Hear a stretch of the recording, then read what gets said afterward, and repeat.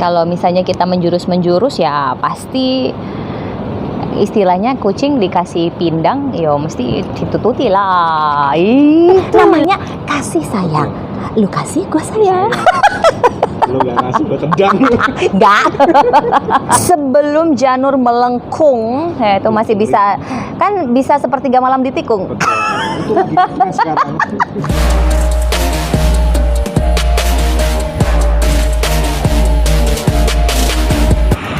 Halo, assalamualaikum para konco, para saudara, sobat-sobat yang ada di mana poros dulur dan guys. Ketemu lagi bersama saya, Mas Blangkon.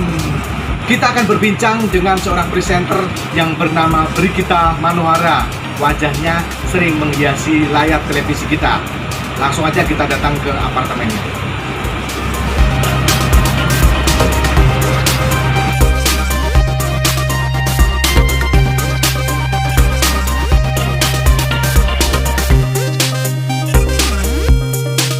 Nah, para konco, masih nih dengan Mbak Manohara. Mbak Mano, ngomong bahasa Jawa dong. Orang tuh nggak nyangka kalau aku tuh tiba-tiba wong Jawa. Dan setelah aku endorse produk teman-teman aku pakai bahasa Jawa tuh langsung wow, ternyata medok. Iya, ternyata medok Jawa pol tuh. tiba. Nah, itu ilmu presenter tuh itu. Jadi orang Jawa ternyata ketika ngomong di layar hilang. jadi hilang. Banyak Banget presenter ya. saya temui kayak gitu. Keren, itu perlu saya belajar. Nah, sekarang kita tiba di segmen Guyon Waton.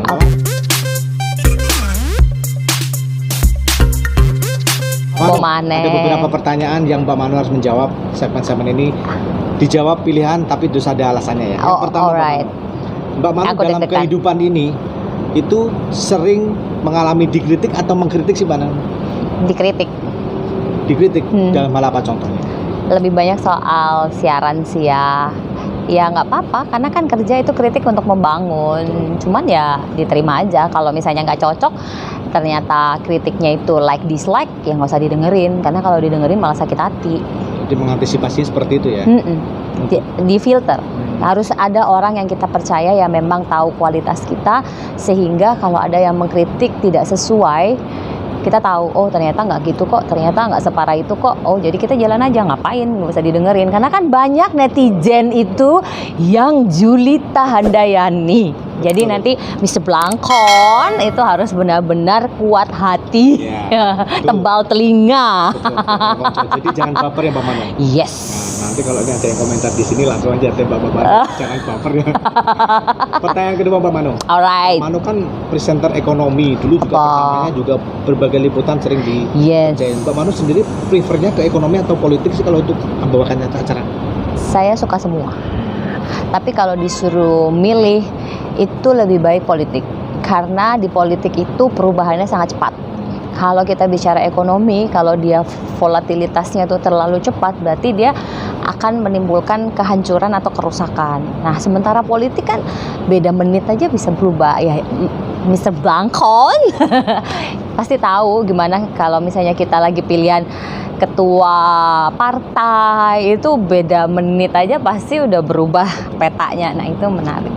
Challenging. Kalau bahasa Inggrisnya challenging. Itu challenging. Nah, ini Mbak Mano, ini ada juga orang yang nanya nih, Mbak Mano ini sebenarnya lebih dekat ke politisi atau lebih dekat ke birokrasi Mbak Mano?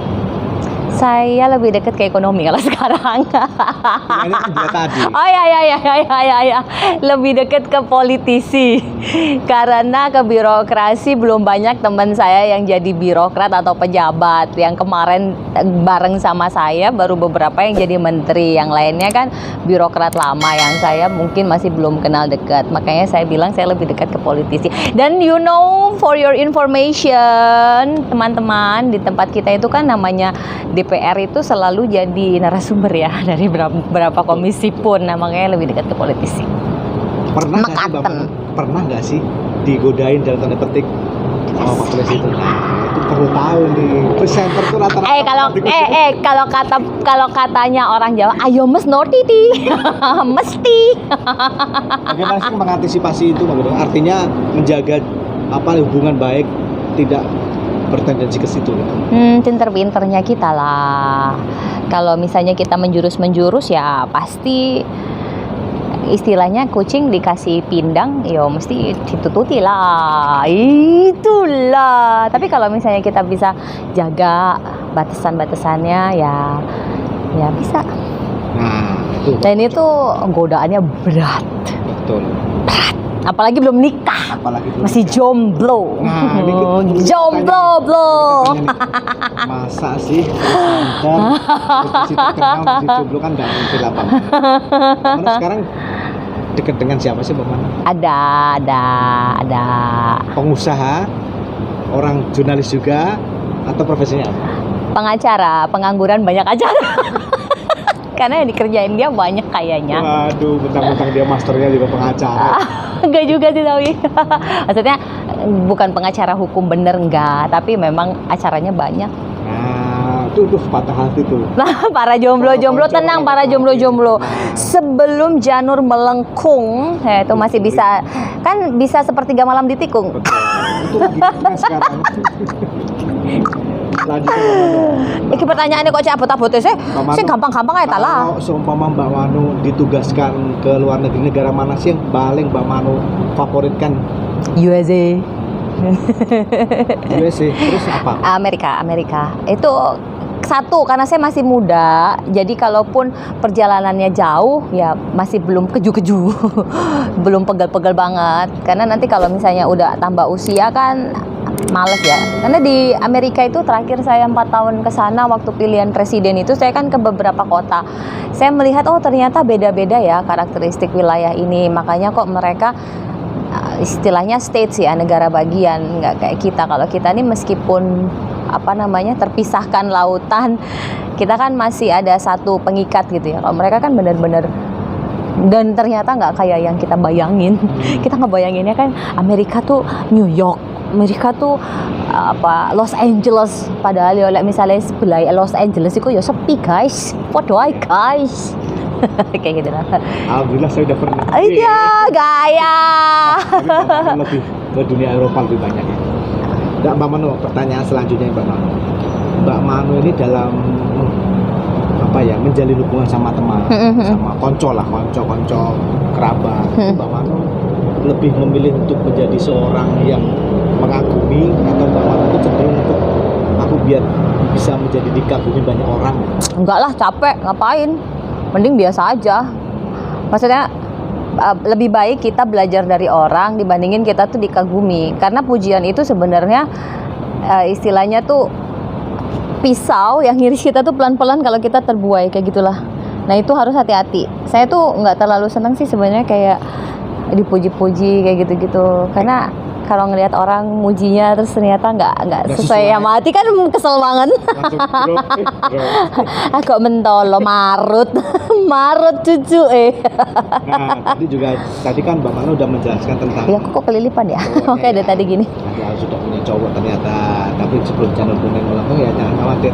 Mbak Mano sebenarnya kriteria cowok idaman seorang manohara itu seperti apa? Ini yang aku selalu bilang sama semua orang, harus pas diajak ngobrol ini, pas dia ngerti, pas mau beli. Iya. Loh, harus pas kita butuh perhatian, pas dia punya waktu untuk mendengarkan, pas kita pengen curhat, pas kita pengen nangis, dia punya bahu untuk disandarkan, kan begitu, harus pas. Karena bicara wajah tampan mempesona, itu bisa operasi guys, bener kan ya? Setuju. Ya mesti Poro itu. konco setuju pokoknya, harus pas butuh duit ya. Pengertian ya, harus pengertian kan.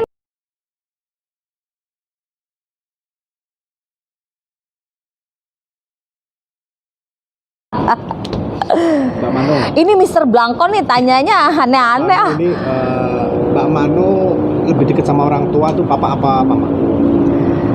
Papa Sering curhat hal pribadi sama papa? Papa aku pintar.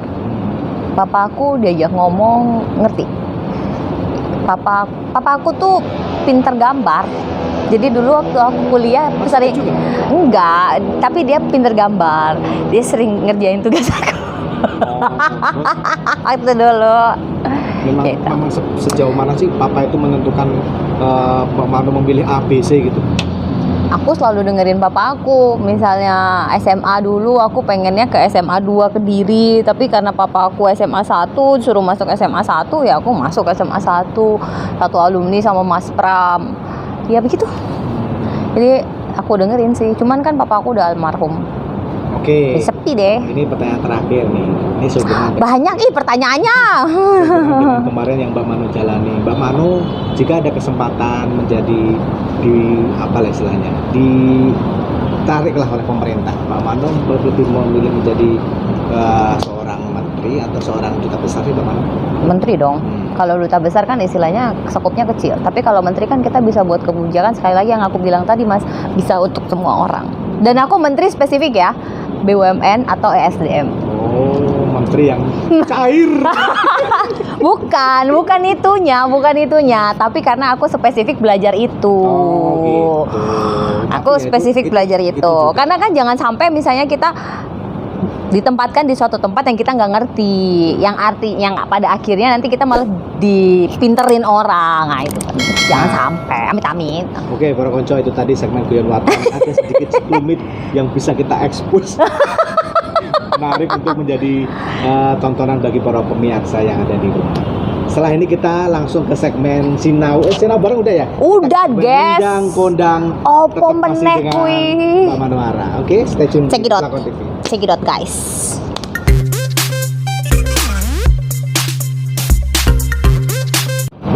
Nah, para konco, sekarang kita masuk di segmen Nendang Kondang. Mbak Mano, ada 3 pertanyaan tentang kondang Mbak Mano. Apa gue? Yang pertama, Mbak Mano, sosok kondang siapa sih Mbak Mano yang menginspirasi Mbak Mano hingga sekarang menjalani profesi sebagai jurnalis presenter dan bahkan mungkin akan menjadi politisi, Mbak? Dulu sih waktu sebagai jurnalis aku pasti pengen kayak Karni Ilyas ya. Tapi kalau sebagai politisi tentu aku juga pengen kayak Pak Bamsud. Dari jurnalis bisa jadi ketua DPR, ketua MPR. Itu kan ada istilahnya tingkatan-tingkatan yang kemudian pencapaian-pencapaian yang terus maju. Nah itu tuh harus terus. Ya kalau sekarang kita juga pengen lah ya kayak Mbak Nana ngehits kayak gitulah. Harus ada karena Jadi supaya menjadi untuk motivasi lah Mbak Mano ya. Mm-mm. Selanjutnya Mbak Mano, sosok inspirasi siapa sih Mbak Mano yang sampai sekarang ini pengen menjadi kolaborasi tapi belum kesampaian? Siapa ya yang pengen kolaborasi? Aku tuh orangnya tuh soalnya biasa ngerjain apa-apa sendiri. Tapi aku kolaborasi sama kamu ini udah cukup kok buat aku. Aku seneng banget. Kata gini, aku seneng banget. Nggak benar, tapi benar. Aku sangat senang berkolaborasi sama orang yang memang pengen berkolaborasi daripada nanti aku yang pengen kemudian orangnya setengah-setengah malah nggak maksimal. Karena kan bicara kolaborasi itu bicara tentang keinginan dua pihak. Kalau misalnya aku yang ngebet tapi orangnya nggak mau, buat apa? Mending kalau misalnya orang mau, oke, kita jalan, itu insya Allah hasilnya lebih bagus. Tuh para konco, ilmu nih, jangan meremehkan seseorang. Yes, betul. Apapun orang itu, suatu saat orang itu bahkan bisa Betul. lebih bagus dari kita ya Mbak Mano ya. Betul sekali. Nah ini kayak Mr. Blangkon sebentar lagi dia akan jadi Alhamdulillah. bisa lewat lah ya itu. Pertanyaan selanjutnya Asal belangkonya jangan taruh depan. Kalau taruh depan bisa viral. Mbak Mano. Kayak Squidward. Sosok siapa yang paling berjasa di balik kondangnya Mbak Mano? Yang paling berjasa banyak ya.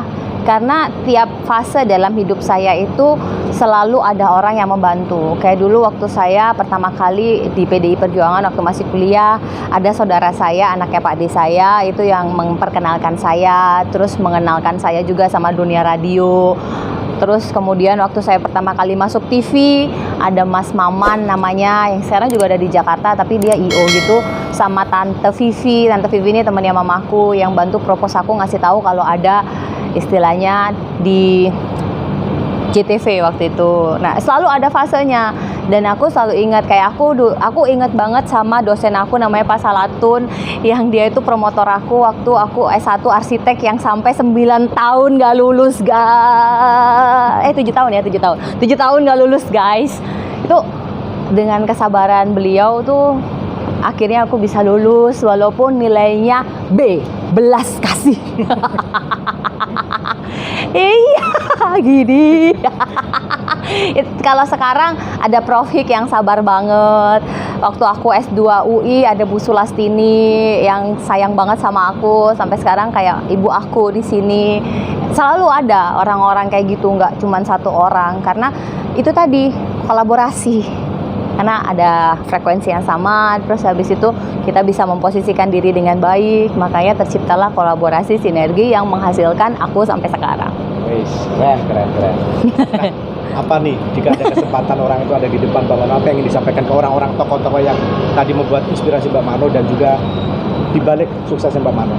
Ya, saya mau mengucapkan terima kasih sama semua orang itu, siapapun orangnya, mulai dari waktu aku kuliah ada namanya temen aku Mimi yang orang tuanya tuh selalu menyediakan rumahnya untuk aku nginep karena rumah aku jauh banget. Nah itu kan hal-hal yang seperti itu kecil-kecil yang harus selalu diingat karena sekali lagi jas merah, jangan lupakan sejarah. Itulah itu yang kemudian aku selalu ingat. Dan aku alhamdulillah menurut teman-teman aku itu bukan tipikal orang yang kalau udah kayak sekarang terus habis itu berubah, terus habis itu lupa. Untungnya nggak kayak gitu ya, aku masih ingat. Dan aku masih sering kontak sama mereka, termasuk dosen-dosen aku. Saya sangat mengucapkan terima kasih sekali, termasuk Pak Karni. Pak Karni itu mentor yang baik, dulu pernah ini ya, merasakan ya gimana kalau beliau marah-marah ya. Tapi marahnya beliau itu adalah kritikan yang paling nggak bikin kita jadi lebih maju. Nah itu yang tadi awal aku bilang bahwa aku lebih seneng dikritik daripada mengkritik. Walaupun mulut nyinyir aku suka nyinyirin orang. Iya, lebih nyinyir daripada netizen. Tapi aku mengucapkan terima kasih sekali karena tanpa peran semua orang yang sudah berjasa dalam hidup aku, seberapa kecil pun jasa itu, ya aku berterima kasih dan mudah-mudahan mereka-mereka semua selalu diberikan yang terbaik seperti Tuhan selalu memberikan yang terbaik dalam hidup saya. Amin. Sama seperti Mas Ferdi, guys. Ini guys. Nah, kalau konco itu tadi sinau bareng kita, Buyon Waton dan Endang Kondang bersama presenter salah satu televisi nasional, televisi warna merah. Semua pada tahu. Yang memang beda. Terima kasih atas perhatiannya. Jangan lupa subscribe, like, comment, and share The Blangkon TV Mbak Mano. Nah, ketemu lagi di kesempatan yang akan datang. Terima kasih. Wassalamualaikum warahmatullahi wabarakatuh. Salam. Makasih, Mr. Blangkon.